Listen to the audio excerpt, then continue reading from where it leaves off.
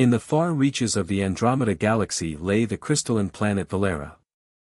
Its glittering spires pierced a twilight sky of indigo and gold, reaching skyward like the fingers of giants.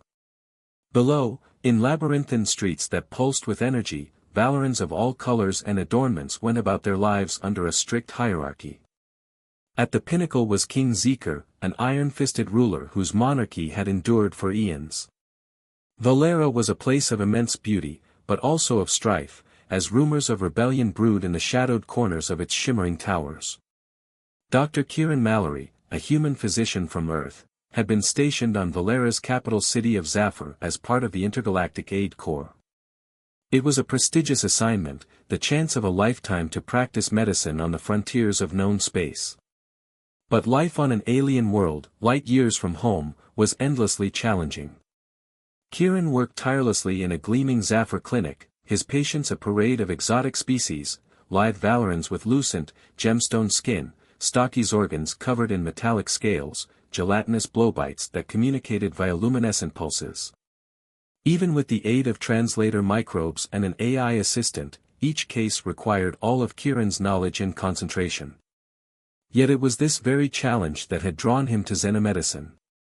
On Earth, Kieran had felt stifled, just another cog in an overburdened healthcare machine.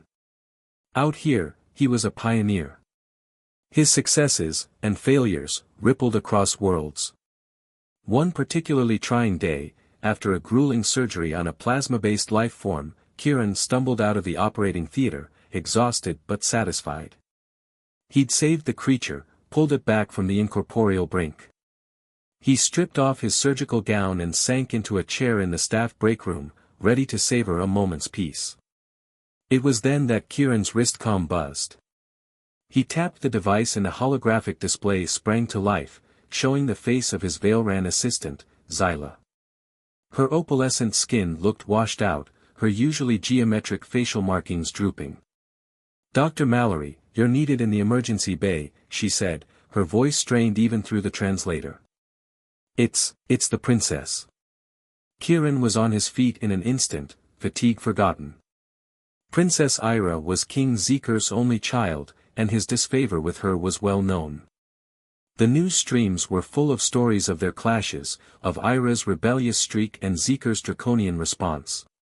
If she was here, in his clinic, it could only mean trouble. He burst into the emergency bay to find a scene of controlled chaos. Nurses and technicians swarmed around a figure on a floating gurney, scanners and stabilizers whirring. As Kieran approached, the crowd parted and he got his first clear look at the princess. She was young, perhaps in her early 20s by human reckoning, with lavender skin that shimmered under the bay's bright lights. Her hair was a shock of silver, cropped short and adorned with twining golden circuitry. She wore a bodysuit of some high-tech fabric, now torn and scorched. But it was her injuries that drew Kieran's eye. A deep gash in her thigh oozed cobalt blood, and her left arm hung at an unnatural angle. Burns marred her perfect skin. "What happened?" Kieran asked, his voice cutting through the din. Zyla looked up from a holoscreen, her face grim. "Speeder crash, just outside the palace walls. Guards found her in the wreckage. They're saying dash," she swallowed hard. "They're saying it was an escape attempt." Kieran nodded, his mind already racing through treatment protocols. Valeran physiology was similar to human in many ways, but their crystalline skeletal structure and hydraulic musculature presented unique challenges. He'd need to act fast to prevent permanent damage. He moved to the princess's side, scanner in hand. Her eyes fluttered open as he ran the device over her wounds, twin pools of silver in a sea of lavender. She focused on Kieran, confusion and fear evident in her gaze. "I'm Dr. Mallory," he said, keeping his voice soft and steady. "You're in the clinic. You've been in an accident, but we're going to take care of you." The princess's gaze sharpened, some of the fear replaced by fiery defiance. "You can't." She rasped, her voice rough with pain. "You can't let them take me back. Please." Kieran hesitated. Getting involved in Valeran politics was strictly forbidden for Aid Corps members. But the desperation in Ira's eyes, the pleading in her voice, he found he couldn't refuse. "I won't," he said, meeting her gaze. "I promise. Now let me help you." As he set to work, Kieran's mind spun with the implications of what he'd agreed to. He was defying a king, putting his own life and career at risk. But looking at Ira, at the fragile hope kindling in her eyes, he knew he'd made the right choice. He just prayed it wouldn't be his last. Princess Ira's treatment was a delicate dance, a balance of Kieran's medical expertise and the need for secrecy. He worked in a private room, away from prying eyes, with only Zyla as an assistant. Together, they labored for hours, mending torn flesh, realigning shattered crystals, coaxing traumatized cells back to life. Through it all, Ira remained stoic, her jaw clenched against the pain. Kieran marveled at her resilience, even as he worried for her future. What had driven her to such desperation? What awaited her if she was returned to her father's custody? As the last of Ira's wounds closed under the regenerator's beam, Kieran allowed himself a moment of satisfaction. She would heal, in body at least. But her mind, her spirit? Those wounds might prove more difficult to mend. Ira stirred, her eyes fluttering open. She took in the room, the machinery, Kieran's haggard face. "Is it done?" she asked, her voice hoarse. Kieran nodded. "You'll need rest, and physical therapy. But yes, the worst is over." Ira closed her eyes, a single tear tracing a path down her cheek. "Thank you," she whispered. "For everything." Before Kieran could respond, the door to the treatment room burst open. He spun, expecting palace guards, but it was Zyla who stumbled in, her face ashen. "Dr. Mallory, the king, he's here. He's demanding to see the princess." Kieran's heart seized. He'd hoped for more time, a chance to plan, to find a way to keep his promise to Ira. But it seemed that time had run out. He turned to Ira, expecting to see fear, but found only resignation. She met his gaze, her eyes clear and calm. "You've done all you can," she said. "I won't let you pay for my mistakes. I'll go with him." "No." The word burst from Kieran, surprising them both. He took a breath, mind racing. "No," he said again, quieter but no less firm. "I made you a promise. I intend to keep it." Ira's eyes widened. "But how?" "My father." "Leave your father to me," Kieran said, a plan forming even as he spoke. "Zyla, help the princess dress. Then take her to the service elevator, the one the orderlies use. I'll meet you in the garage." Zyla looked uncertain, but nodded. She trusted Kieran, even if she didn't understand his plan. Kieran turned back to Ira, taking her hand in his. Her skin was cool and smooth, like polished stone. "I'll distract the king. Get you out of here. After that." He shook his head. "After that, I don't know. But we'll figure it out. Together." Ira stared at him, wonder and gratitude mingling in her expression. "Why are you doing this?" she asked. "Why risk so much for me?" Kieran paused, considering. Why was he doing this? It went beyond professional duty, beyond simple compassion. There was something about Ira, a strength, a spirit that called to him. He couldn't bear to see it extinguished. "Because everyone deserves a chance to choose their path," he said at last. "Even a princess. Especially a princess." Ira's hand tightened on his. "Thank you," she said again, the words imbued with a depth of feeling that made Kieran's heart skip. He squeezed her hand in return, then reluctantly let go. "Go," he said to Zyla. "Quickly." As they hustled Ira out a back door, Kieran squared his shoulders and strode towards the front of the clinic, towards the wrath of a king. He had no idea what he would say, how he would explain Ira's absence. But he knew he had to try. For her. For the chance, however slim, of something more. King Zeker was an imposing figure, tall and broad, with skin the deep blue of a twilight sky and eyes that glittered like diamonds. He wore robes of shimmering silver, the fabric seeming to move and shift with a life of its own. His face, angular and severe, was etched with lines of anger as he confronted Kieran in the clinic's lobby. "Where is she?" the king demanded, his voice a resonant boom that filled the room. "Where is my daughter?" Kieran fought the urge to quail under that gaze, to blurt out the truth and beg for mercy. Instead, he straightened his spine and met Zeker's eyes directly. "Your Majesty," he said, surprised at the steadiness of his own voice. "Princess Ira is still in surgery. Her injuries were extensive, it may be some time before she can receive visitors." It was a gamble, banking on Zeker's ignorance of Valeran medicine. But Kieran knew he had to buy time, to give Ira and Zyla a chance to escape. For a moment, Zeker looked uncertain, his brow furrowing. But then his expression hardened once more. "You will take me to her, human," he said, the last word dripping with disdain. "I will see my daughter. Now." Kieran's mind raced, desperately seeking another stall tactic. But before he could speak, a new voice cut through the tension. "Father." Kieran spun, his heart leaping into his throat. There, standing at the entrance to the treatment wing, was Ira. She looked pale and drawn, but determined, her chin lifted in defiance. "Ira." Zeker strode forward, his robes swirling. "What is the meaning of this?" "The doctor said dash."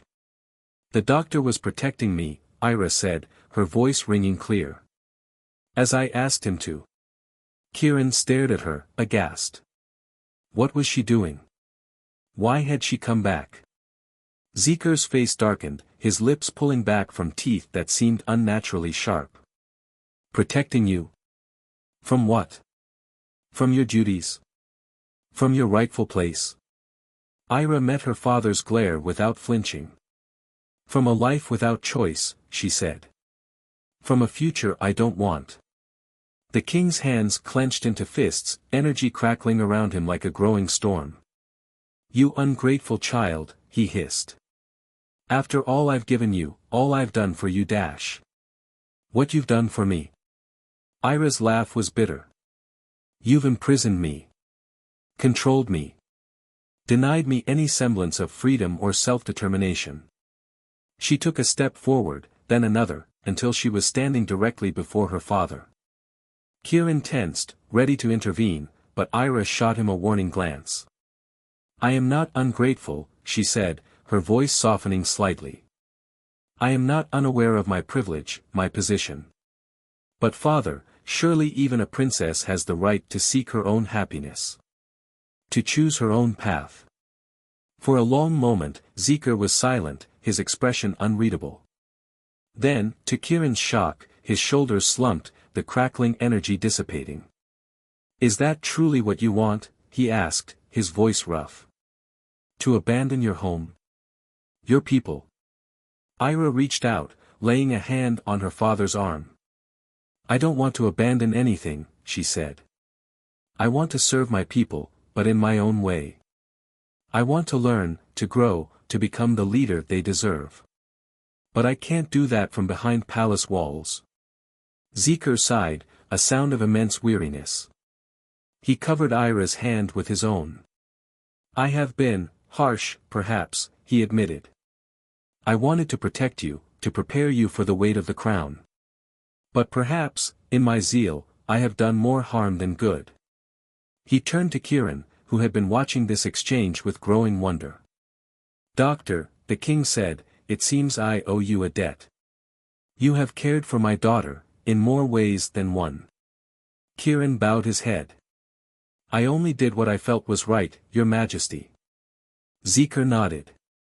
"A rare quality, in any species." He turned back to Ira. "Very well. If this is your choice, I will not stand in your way. But know that you will always have a home here, should you wish to return." Tears shone in Ira's eyes as she embraced her father. "Thank you," she whispered. "I love you." As Kieran watched, his own eyes stinging, he marveled at the turn of events. He had expected conflict, resistance, not understanding and acceptance. But perhaps, he reflected, even kings could learn. Even kings could change. Ira stepped back from her father, then turned to Kieran. Her smile was radiant, full of joy and something else, something that made Kieran's pulse quicken. "Thank you," she said, echoing her words to her father. "For everything." Kieran returned her smile, his heart full to bursting. "You're welcome," he said. "Princess." It was a beginning, he knew. A first step on a long and uncertain path. But as he looked into Ira's eyes, Kieran found he was ready for the journey. Wherever it might lead. In the days that followed, Kieran found himself in a whirlwind of activity. There were arrangements to be made, permissions to be sought, as Ira prepared to leave Valera for the first time in her life. The king, true to his word, did not interfere, but his presence loomed large over the proceedings. Kieran stepped back, letting Ira navigate the complexities of her new situation.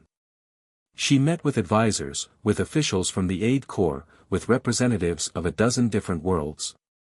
Through it all, she held her head high, her voice clear and strong as she outlined her plans. She would travel, she said. Learn. Serve where she was needed. She would be an ambassador for Valera, a bridge between her world and the wider galaxy. And when the time was right, she would return, ready to lead her people into a new era.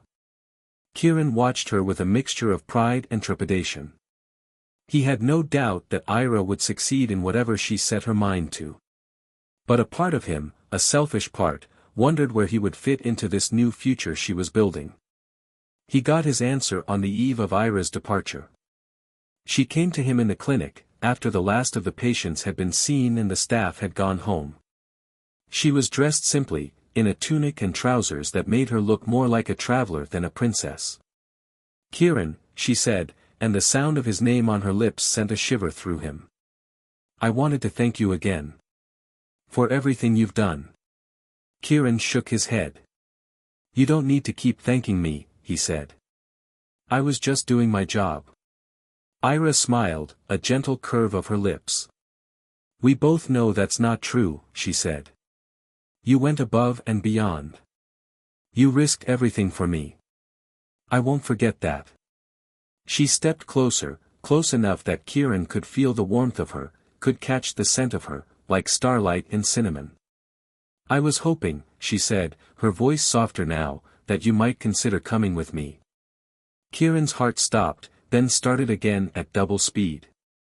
"Coming with you," he repeated, hardly daring to believe what he was hearing. Ira nodded. "I could use a good doctor on my team," she said. "And a good friend. Someone I trust." She took his hand, her fingers intertwining with his.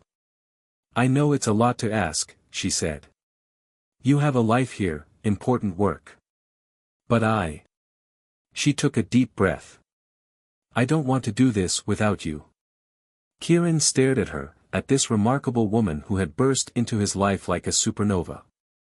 He thought of all the reasons he should say no, his patience, his research, the stability and familiarity of the life he'd built. But looking into Ira's eyes, he found that none of those reasons seemed to matter. What mattered was her, and the promise of what they could be together. "Yes," he said, the word a whisper and a shout all at once. "Yes, I'll come with you." Ira's smile was brighter than any star as she threw her arms around him. Kieran held her close, marveling at the feel of her, the reality of her. They stayed like that for a long moment, just holding each other, reveling in the potential of it all. When they finally pulled apart, Ira's eyes were shining. "We'll do great things together," she said. "I can feel it." Kieran nodded, too full of emotion to speak. He knew it wouldn't be easy. They were from different worlds, in every sense of the word. There would be challenges, obstacles, perhaps even dangers. But he also knew, with a certainty that rang through every fiber of his being, that it would be worth it. That she was worth it. Hand in hand, heart to heart, they stepped into the future. Their future. Together. A year passed, then 2, then 5. Kieran and Ira traveled the stars, visiting worlds Kieran had only dreamed of, encountering species he'd never imagined. They worked side by side, Ira negotiating treaties and forging alliances while Kieran tended to the sick and injured of a dozen different races. It was challenging work, at times heartbreaking, but always rewarding. And through it all, their bond deepened, grew, blossomed into something neither of them had quite expected. Love, Kieran discovered, was not so different from healing. It required patience, care, dedication. It was a balm for old wounds, a light in dark places. With Ira by his side, he felt he could face anything, overcome anything. Even, as it turned out, a galactic war. It began with a dispute over a far-flung star system, rich in resources but poor in leadership. Factions formed, alliances fractured, and soon the entire quadrant was embroiled in conflict. Ira, with her diplomatic skills and royal standing, was in high demand. She shuttled from system to system, trying to broker peace, to find a path through the morass of greed and anger and fear. Kieran went where he was needed most, setting up field hospitals on war-torn planets, tending to casualties on both sides of the conflict. It was during one such mission that the unthinkable happened. Kieran was on Zathar Prime, a once verdant world now reduced to ash and rubble. He was treating a badly wounded Zathran soldier when the ground shook with the force of an orbital bombardment. Kieran threw himself over his patient as the hospital tent collapsed around them. The world went dark, filled with the screams of the dying in the ominous creak of shifting debris. When he woke, it was to pain and confusion. His leg was trapped, crushed beneath a beam. His head throbbed, his vision blurred. But his first thought, his only thought, was of Ira. He reached for his calm, but it was shattered. He cried out, but his voice was lost in the chaos. He was alone, helpless, with no way of knowing if the woman he loved was safe. It was Zyla who found him, hours or days later. She dug him out, her face grim and streaked with soot. Ira, Kieran croaked, as soon as he could form words. Where's Ira? Zyla's expression told him everything he needed to know. We lost contact with her ship, she said, her voice heavy with grief. It was last seen near the Zathran battle line, just before the final push. Kieran closed his eyes, despair washing over him like a wave. He had always known this was a possibility, that their work would put them in danger. But the reality of it, the finality, it was more than he could bear. He sank into a haze of grief and painkillers as Zyla evacuated him to a medical frigate. The days passed in a blur of surgeries and sedatives, of condolences and memorials.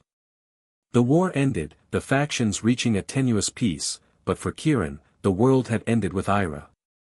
He was preparing to return to Earth, to bury his sorrows in work and whiskey, when the message came. It was piggybacked on a diplomatic frequency, encrypted in a code only he and Ira knew. Kieran, it said, and the sound of her voice, even distorted by static, brought him to his knees. I'm alive. I'm on Valera. Come home. He was on the next ship, his heart in his throat and his eyes wet with tears. When he landed, she was waiting for him, resplendent in a gown the color of starlight. She ran to him and he caught her, lifting her off her feet and spinning her around. They were both laughing, both crying, lost in the miracle of each other. How? Kieran asked, when he could finally form words. I thought. A escape pod, Ira said. A rescue beacon. And a lot of luck. She cupped his face in her hands, her touch gentle and warm. I promised you I'd come back, she said. I keep my promises. Kieran kissed her then, pouring all his love, all his relief, into the press of his lips on hers. When they parted, breathless and flushed, Ira smiled up at him. I have another promise to make, she said. One I hope you'll accept. She took his hand and led him into the palace, into a great hall filled with Valeran nobility and aid corps officials. At the front of the room, King Zeker stood beside an altar, his expression solemn but joyful. Kieran Mallory, Ira said, her voice ringing out clear and strong. Will you join with me, in life and in love, from this day until the stars go dark? Kieran stared at her, at this woman who had changed his life, who had become his life. He thought of all they had been through, all they had yet to face. He thought of the endless possibilities of the universe, and how he wanted to explore every one of them with her. I will, he said, the words a vow and a promise and a prayer. Now and always, I will. And as they sealed their bond with a kiss, as the hall erupted in cheers and applause, Kieran knew that this was only the beginning. That together, they could face anything, be anything. A princess and a doctor. A leader and a healer. Two hearts, two souls, united among the stars. Forever.